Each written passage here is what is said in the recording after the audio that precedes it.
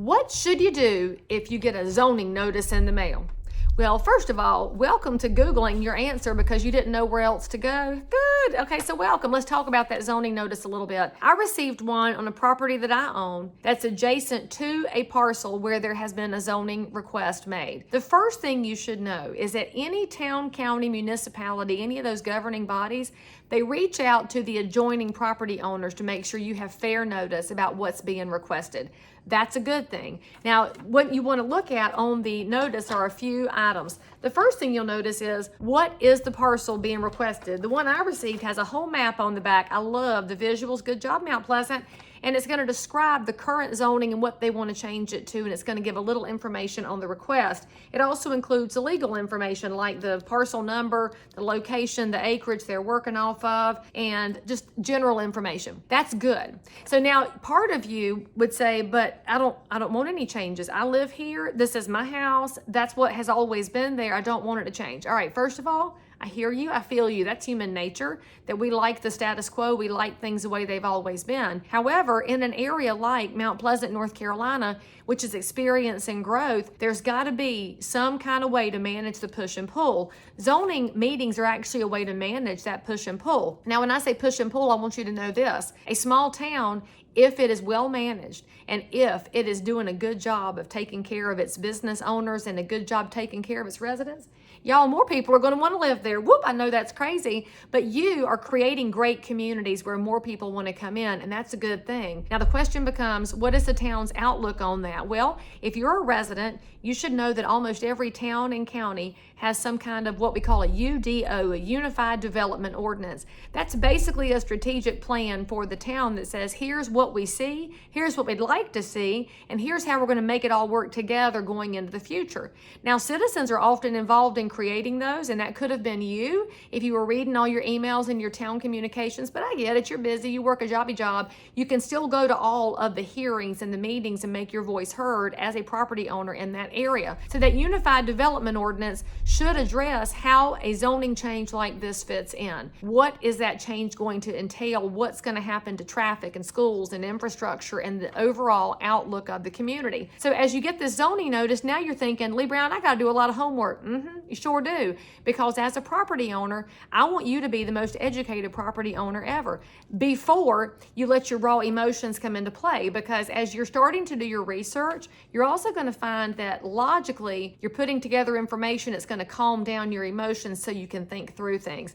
Right now in the world, so many of us are just automatically ready to go to fisticuffs when something changes, and we need to slow our roll because this change could be good. In specific, this change right here, this is about a parcel that used to be a school. It's been a school for decades. When the school closed down because the county built a new one, what happened? It sat there, and what happened? The rain got in, and so now you have a lot of mold issues in part of the building. You have old asbestos. You have buildings that just look all right from the outside, but from the inside, they are a hot mess. So what's going to happen here is the church that bought the school is looking to do more renovations and get some zoning changes so they can maybe create more nonprofit housing opportunities, maybe nonprofit business offices. You have no idea what they could do with it, but they're looking for flexibility as they turn that former school into a center for the community. To me, I'm thinking logically that's a net positive. I like community centers. I like places for nonprofits to gather. I like a place where all generations and all socioeconomic groups can have a place that they can find a space in a community. So I'm going to look at this as a neighbor and say that looks like a net positive.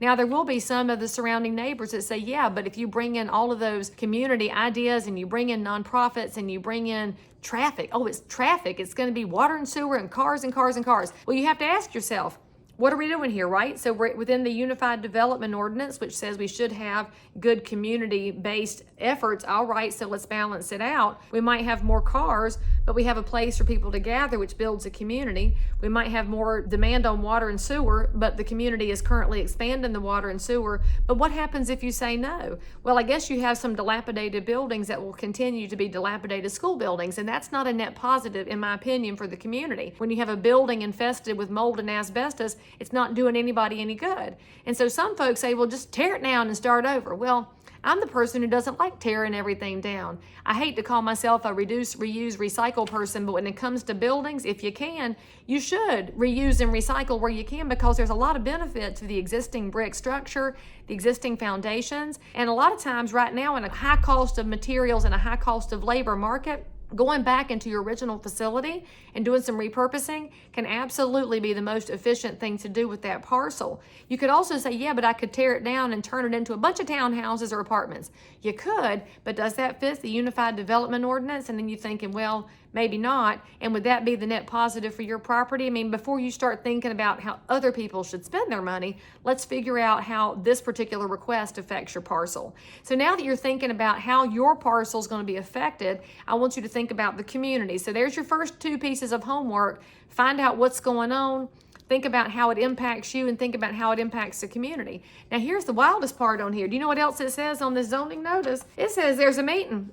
You're going to have to go. And I know you don't like to go to town meetings, because if we look at where people don't show up, well, they show up for the new iPhone. They do not want to go to a county commission, town council, planning and zoning meeting. Most of y'all would rather poke your eye out with a dull fork. I feel you. They can be really boring. However, if you don't show up, how are you going to have your voice heard? Look, Facebook is not how you get your voice heard. I love that y'all found me on YouTube, but you typing a comment here is not the same thing as showing up at planning and zoning and raising your hand. Here's what I want you to know. When there's a meeting called for, the town has not already decided before you get there. They're actually inviting you as a neighbor and as a constituent and as a taxpayer to come in and raise up your support or raise up your concerns. But here's what they're looking for from you. They're looking for some fact-based concerns or praise. They're not looking for you to come in emotional, ready to burn everything to the ground or ready to just praise, praise, praise. Why don't you come in and say, I did my homework and I see some pros and some cons, and as a neighbor, I'd like to bring that forward. Allow the decision-making bodies to hear how your amazingly logical brain works. In fact, if we were really wise as a society, we would take our educational system back to a place where we did debate correctly, not emotion versus emotion, but point and counterpoint, so that we could hear one another's arguments and start putting together a well thought out response. I look at all of this and I say, there's a meeting I ought to go to. So when you go to this, who should go with you? Well, bring any other of your property owners that may not have opened their mail. Go say hey to your neighbors and say, did you get this? Do you have any questions? I did some homework. I'd love to provide some information for you. And also on here, it's got the contact information for somebody at town hall. And I can tell you, because I know her, she answers her phone and she answers her email. A lot of y'all, I'm just going to say this lovingly, you assume nobody's going to get back to you, and so you just don't bother reaching out. Hey, how about you reach out, because you might be surprised at how well thought out the response will be. That's your job when you get this zoning request. Create a thought out response and then go bring it forward. Bring it forward to the town, bring it forward at the meeting, bring it forward to your neighbors so that you can be a part of the discussion. Now, let's just say that you're a tenant and you got this on behalf of the person who owns the property you live in. Please reach out to your landlord and let them know. It's not that we don't love tenants. However, tenants don't have a same voice at planning and zoning that property owners do. And if you want to know why, it's because property owners pay taxes. So we got to think our way through this and how we can become more informed members of our communities. Be grateful when your town reaches out, because that gives you a chance to reach back.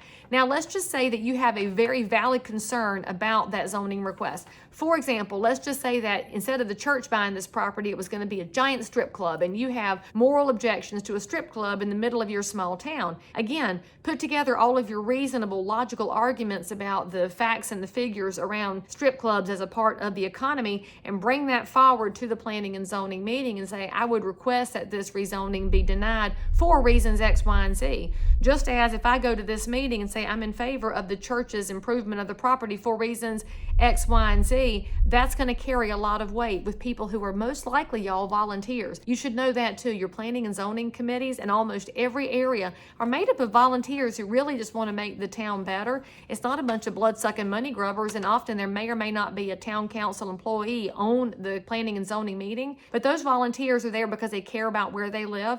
And frankly, if you're watching all of this and you're thinking, man, this is my wheelhouse, you should maybe raise your hand in the town or county where you live, because we need great involved citizens who are able to logically reason their way through both sides of a decision to make these kinds of decisions to make our communities better. I'm just going to leave you with one last thought. If you love where you live, and if you are an engaged resident, and if you have good local businesses, you have really good local schools, there's a reason everybody else wants to move there. So I would just say to you, don't be automatically anti-growth if you love where you live. Be the person who says, let's thoughtfully figure this out so that other folks who want to come here can seamlessly fit into the community and we can figure out how to strike a balance for all. So the next time you get a zoning notice, now you know what to do. Oh, I forgot to tell y'all, most important thing, totally call your local realtor. Real estate agents are often very informed on the big Z's that you see at the corner of a parcel because we want to know what's coming next. Real estate agents are uniquely qualified for this because when we talk to buyers and sellers of property, they're asking us about the new builds. They're asking us about businesses, infrastructure, water and sewer and roads. They're asking us about schools. And so we often bring a multifaceted response to questions about zoning. So the next time you get one, as you're doing your homework, make part of your homework calling your local realtor. And if you call somebody who does not know, hopefully they are the wise one that says, I don't know, but I'll find out. And if they don't know and blow you off, then I suggest that you probably didn't find the best one in town, but there's good ones all over the place. And if you need one in Cabarrus County, you call this girl, and if you need one somewhere else, you still call this girl because I probably know the zoning nerd wherever you live. So stay engaged, stay involved. This is your community, and if you love it, make it better. If you got questions I should answer, type it below or hit the subscribe. I'll see you.